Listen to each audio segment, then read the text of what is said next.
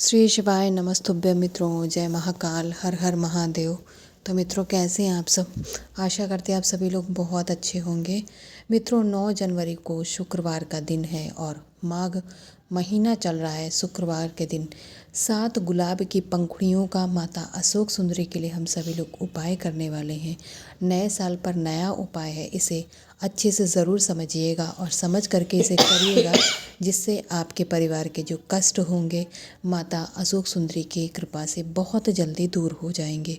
तो बिना वीडियो को स्किप किए, बिना देर किए मैं जल्दी से बताती हूँ अपना पहला उपाय, जिसे करने से आपको आपकी परेशानियों के, आपके कष्टों से छुटकारा मिलने वाला है। इसके लिए स्क्रीन पे आपको एक गुलाब का फूल दिख रहा है। हमें ऐसा ही आपको गुलाब का फूल ले लेना है।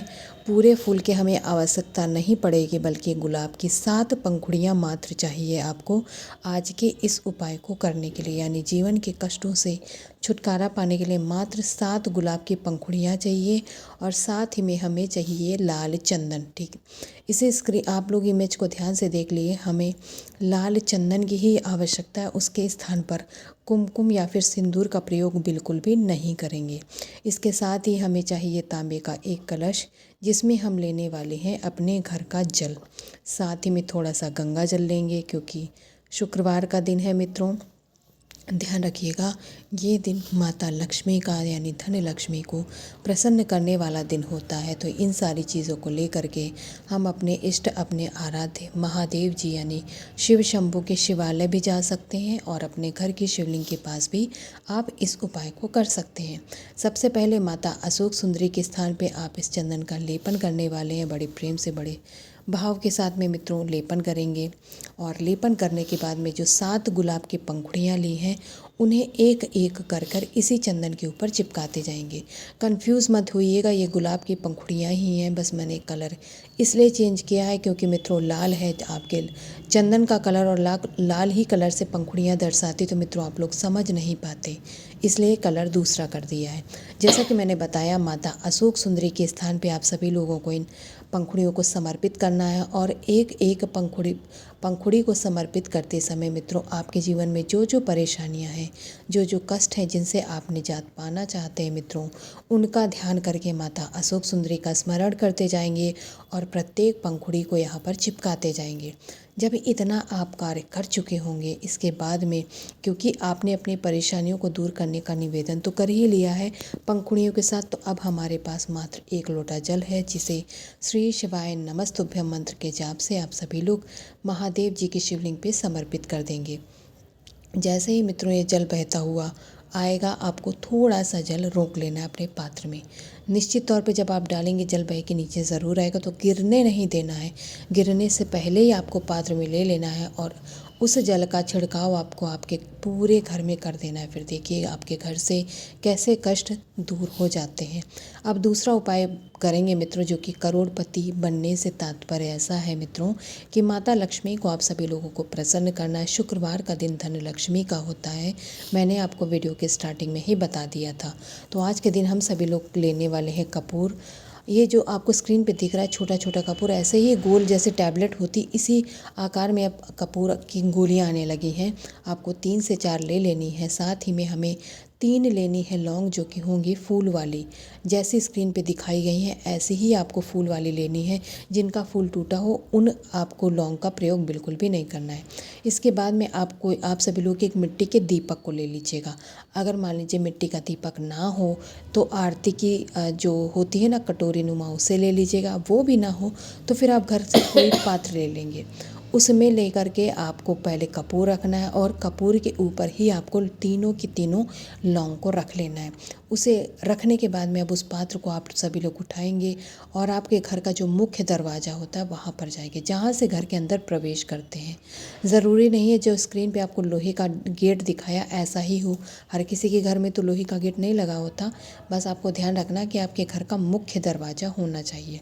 इसके बाद में आपको दाहिने साइड में इस कटोरी या फिर जो भी लिया है, जिस पात्र में आपने इन चीज़ों को लिया है, उसे यहाँ पर स्थापित करिएगा और माता लक्ष्मी का ध्यान करके अपने घर में सुख समृद्धि शांति यानी धन की जो कमी उसे दूर करने का निवेदन करते हुए मित्रों इस कपूर को जब आप जलाएंगे तो उसी समय ये लौंग भी कपूर के ही संपर्क में आने से जलने लगेंगे। जितनी देर ये जलेंगी उतनी देर आपको माता लक्ष्मी का ध्यान करना है बड़े प्रेम के साथ।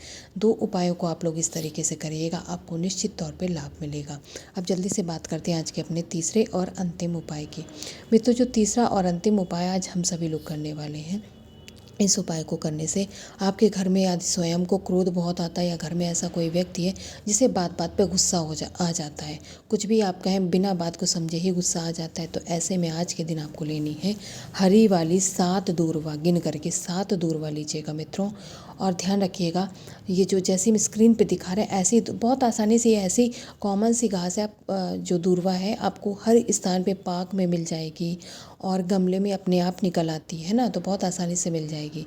इसके साथ ही हम सभी लोग लेंगे एक बेलपत्र, जो कहीं से कटी पकी और खंडित नहीं होनी चाहिए, इतना आपको ध्यान रखना है। इसके साथ ही मित्रों तांबे का कलश और जल के साथ में गंगा जल। जो दूर्वा ली है उसे आपको इस कलश में नहीं डालना, उसे अलग से लेकर के जाना है। अब आप इस कलश के पात्र को उठाएंगे और दूर्वा, दोनों चीज़ों को लेकर के मित्रों हम फिर से पहुंच जाएंगे शिव शंभू के शिवालय या फिर हमारे घर का शिवलिंग। कहीं पर भी हो, हमें शिवलिंग के पास ही इस उपाय को करना है। सबसे पहले तो आपको नॉर्थ डायरेक्शन में अपना मुख करके खड़े हो जाना है।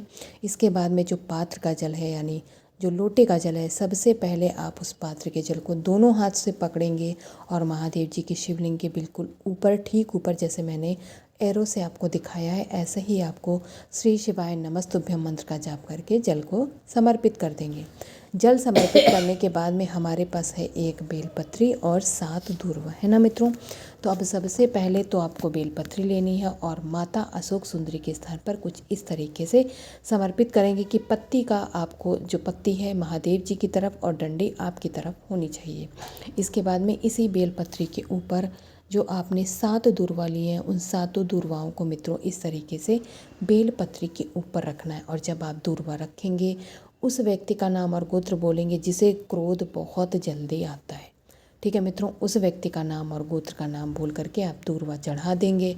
और चढ़ाने के बाद में मित्रों महादेव जी से बस एक ही निवेदन करेंगे कि हे महादेव जी, उस जो बच्चा है या आप स्वयं है, उसके मन का जितना भी मैल है, जितना भी क्रोध है, वो शांत हो जाए, उसके मन में मिठास घुल जाए और वह सभी से प्रेम पूर्वक बात करे।